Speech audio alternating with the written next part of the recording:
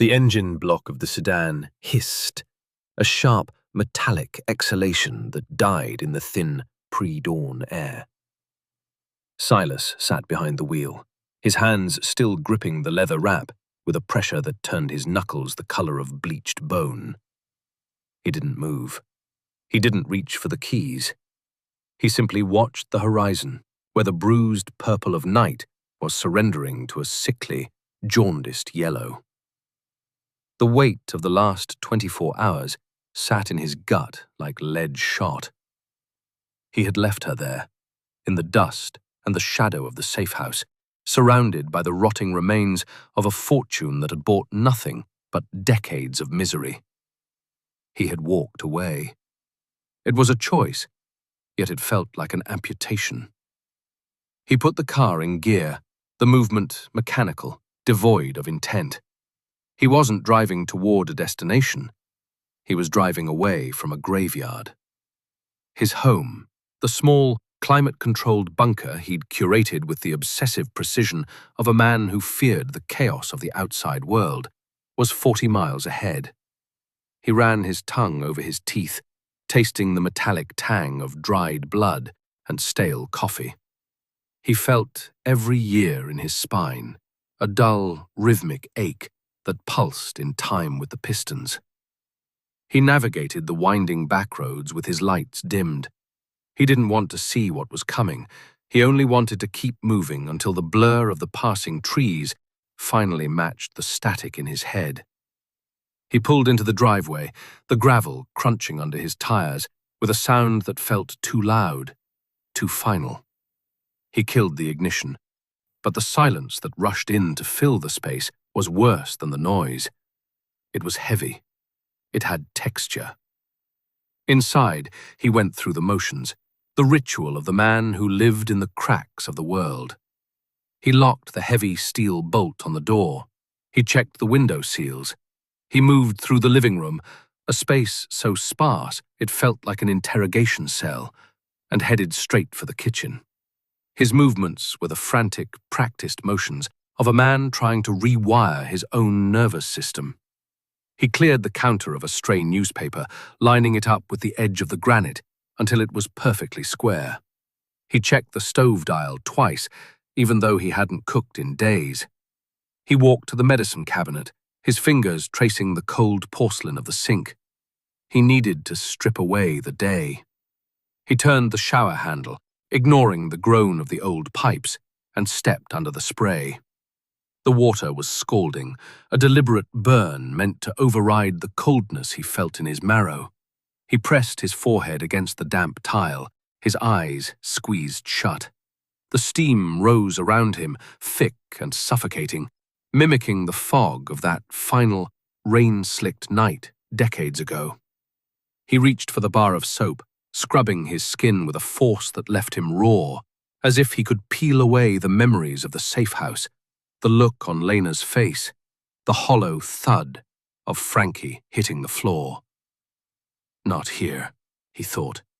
None of it is here. He stepped out of the shower and dried himself with a towel that smelled of bleach and nothingness. He walked to the bedroom, the floorboards cold beneath his feet. He pulled on a clean shirt, the fabric crisp, smelling of the dryer. He was constructing a facade, piece by agonizing piece, trying to anchor himself back into the reality of his solitude. He stopped in front of the mirror. His reflection was a stranger, a map of bad decisions, the ghost of a driver, the man who had outrun every shadow except his own.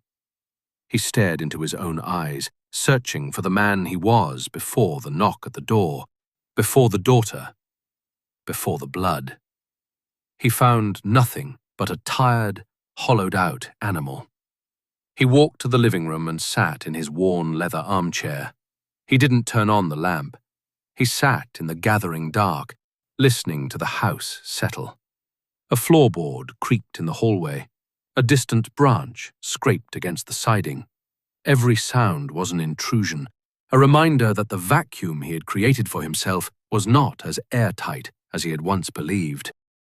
He reached for a small, heavy glass on the side table. but his hand stopped mid-air. He looked toward the window.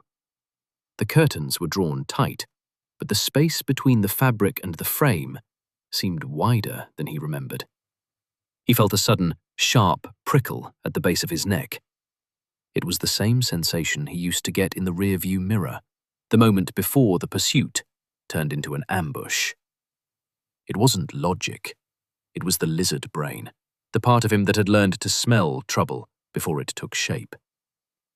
He remained perfectly still. The house was supposed to be a sanctuary, a vacuum where the past could never reach. But tonight, the air felt charged. The shadows in the corner of the room seemed to have more depth, more intent. He shifted his weight, and the chair groaned. He cursed the sound. He was hyper-aware of his own pulse, a thrumming beat in his ears that sounded like a countdown. He didn't want to look. If he looked, it was real. If he remained in the dark, he could pretend he was just tired, that the ghosts of Mitch and Frankie were just figments of a broken mind, trying to rationalize a violent departure. But the silence wasn't empty. It was waiting. He stood up, his joints popping like pistol shots in the quiet. He moved toward the window, his footsteps silent, the result of a lifetime spent learning how to occupy a space without leaving a footprint. He reached the edge of the curtain and paused, his hand hovering over the fabric.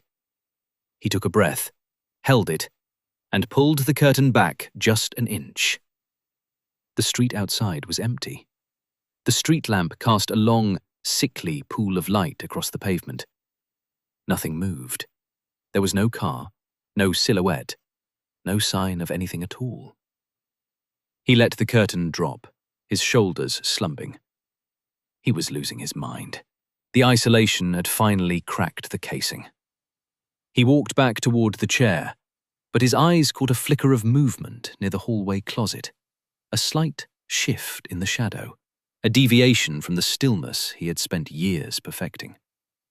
He stopped, his heart hammering against his ribs like a trapped bird. "Silas," he whispered, his voice raspy and unfamiliar. He wasn't talking to himself. He was testing the air. The house didn't answer, but the air felt thinner. The sanctuary was breached. The ghosts hadn't stayed at the safe house. They had followed him home, woven into the very fabric of his solitude, waiting for the moment he stopped running, so they could finally claim the seat next to him. He sat down again, not in the chair, but on the floor, his back against the wall, eyes fixed on the front door. He didn't wait for a knock. He knew, with a terrifying, absolute certainty, that he wouldn't need to hear one. They were already inside. They had been there since he walked through the door. He closed his eyes, not for sleep, but to listen to the house breathe. And in the dark, he realized the most terrifying truth of all. He hadn't escaped his past. He had simply walked into a different, darker version of it. And the door behind him had already been locked. The engine of the sedan, a vintage fuel-injected beast he'd spent months stripping and rebuilding, emitted a sound that was wrong. It wasn't a rattle or a screech.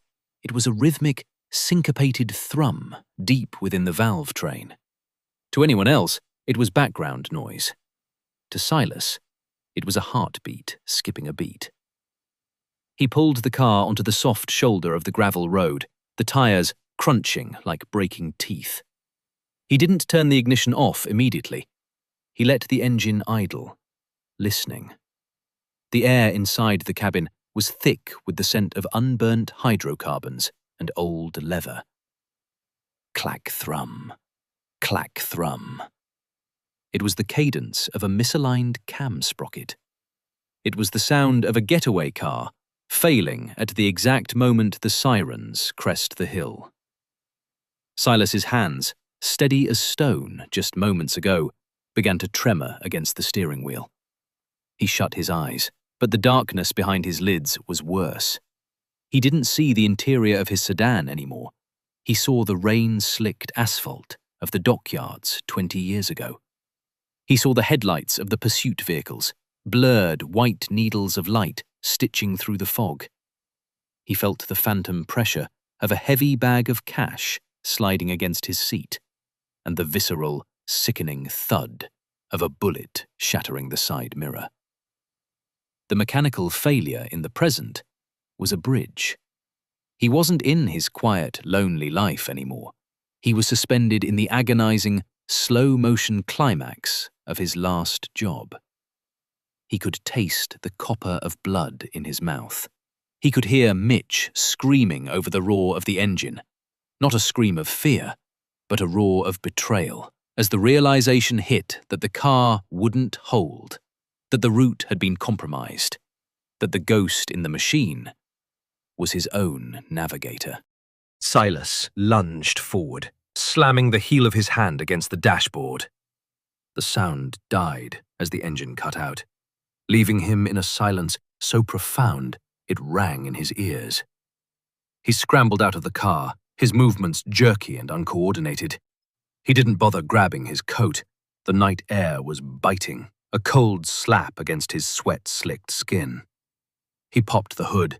The metal was burning hot, radiating a dry, metallic heat that smelled like a forge.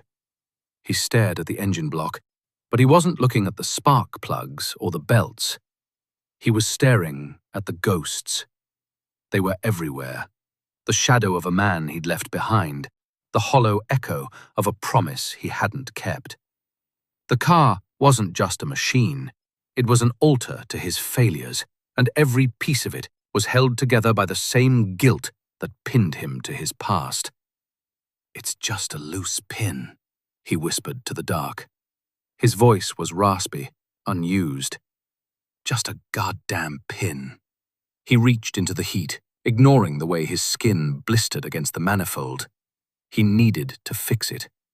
If he could fix the engine, he could fix the internal rhythm. If he could make the car run straight, maybe he could stop the memories from drifting into the red.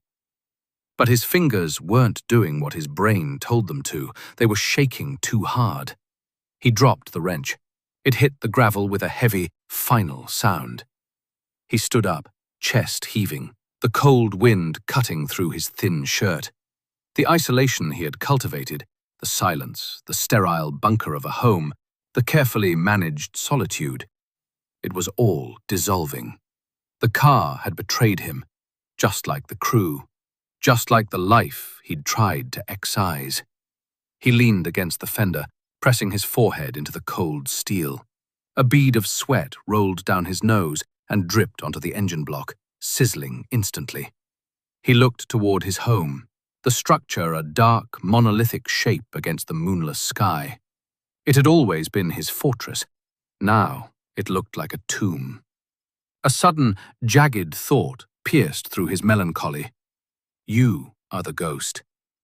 He wasn't running from the people who had hurt him. He was running from the fact that he was the only thing left of a dead world. He walked away from the car, leaving the hood agape, a metal mouth screaming at the stars. He didn't care about the vehicle anymore. He needed to get inside. He needed the walls to be solid, the locks to be heavy, and the air to be recycled and dead. He reached the front door of his home. His fingers fumbled with the keypad, his touch trembling.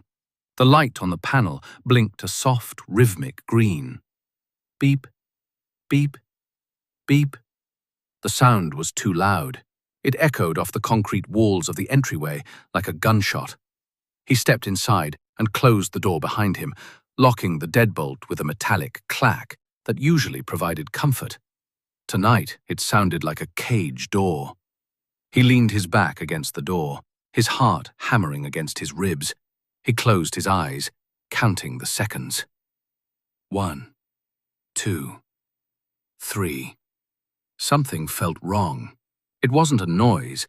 It was a pressure in the air, a shift in the atmospheric weight of the room. He kept his eyes shut, forcing his breathing to slow, trying to detect the subtle, impossible change in his sanctuary. he smelled something.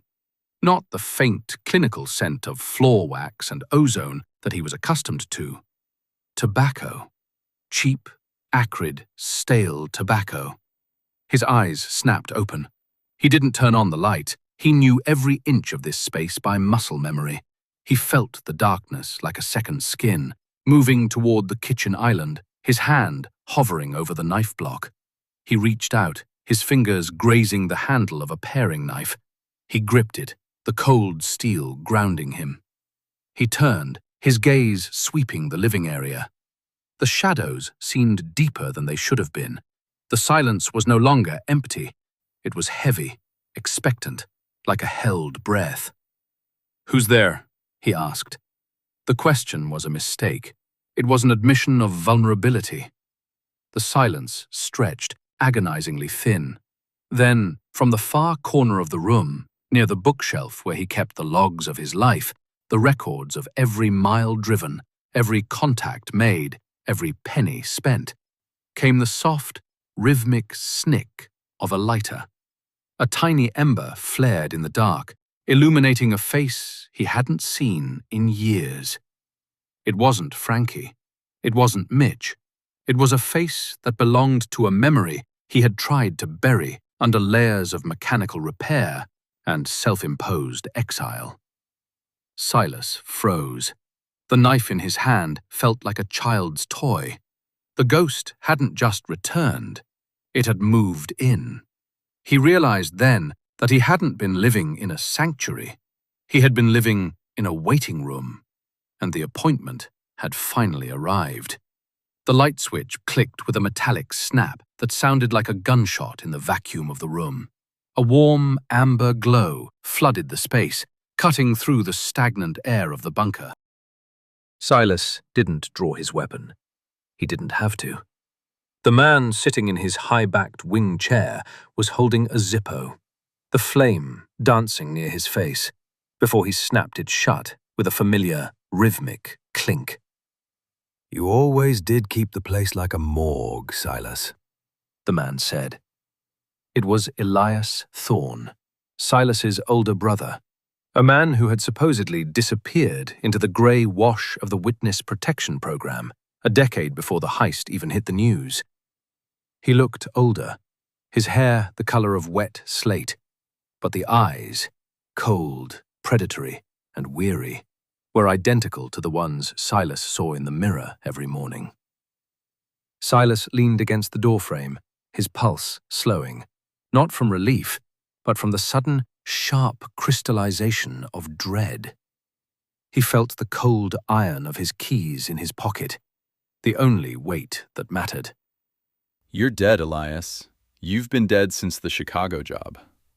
Elias stood up, his joints popping. He walked toward the kitchen counter, his movements fluid despite the years. He didn't look at Silas. He looked at the wall, at the collection of rusted engine parts Silas kept on the shelf like holy relics. "Dead is a perspective. I spent a long time in the dark, watching the world move on. It's amazing what you see when people think you've stopped breathing." Silas walked into the room, keeping his distance. "Why are you here? You didn't come to reminisce about the good old days of dodging sirens." Elias turned, a thin, ghost-like smile touching his lips. "I'm here because you started digging, little brother. You and that girl. You're playing in a sandbox you don't understand, and you're making a hell of a mess." "Lena Vance," Silas said, his voice a low rasp. "She was just looking for answers about her father." "She was looking for a payday." Elias countered, his tone hardening. "And you, ever the loyal watchdog, handed her the map. You think you left the money behind in that warehouse? You think walk away and forget it works in this world?" Silas felt the weight of the air in the room pressing against his chest. He looked around his sanctuary. The walls he had reinforced, the locks he had installed, the life he had built to insulate himself from exactly this kind of conversation. It all felt like tissue paper now. I don't care about the money, Elias. I never did. I wanted the ghosts to stop screaming. The ghosts don't stop screaming until you bury them. Elias said, stepping closer. He reached into his coat pocket. Silas's hand twitched toward his holster, but Elias only pulled out a folded, yellowed piece of stationery. He tossed it onto the coffee table. You thought Frankie was the only one? You thought the betrayal started and ended with a nervous little man with a gambling debt? Silas looked at the paper, but didn't touch it. What is this? The reason Mitch Vance died. And it wasn't just because he was greedy. It was because he found out that the heist wasn't just about the cash. It was a setup to flush out the people who were still holding on to old leverage. Elias leaned in, his voice dropping to a conspiratorial whisper. You weren't the only one being watched, Silas. You were the only one who didn't realize you were the bait. Silas felt a cold shiver trace the line of his spine. The paranoia that had been a dull hum for years suddenly spiked into a piercing scream. He looked at the shadows in the corners of his room, realizing for the first time that his safe house was never safe. It had been an observation deck. Who? Silas asked. Elias didn't answer immediately. He walked to the window, peering through the heavy blackout curtains. Does it matter? You're the one who walked away. You're the one who thought you could outrun the gravity of your own life. But you're a driver, Silas. That's what you do. You drive until the gas runs out, and then you wait for the people you left behind to catch up.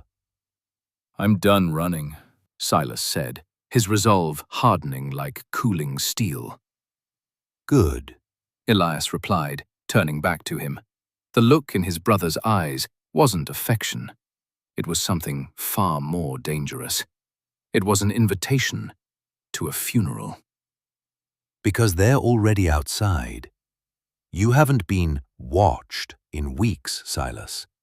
You've been cordoned off.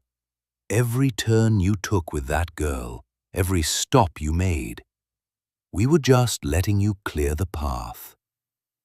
Silas heard the distant, muffled sound of a car door closing outside. It was a heavy, distinct thud, a sound he had memorized through 1,000 late-night getaways.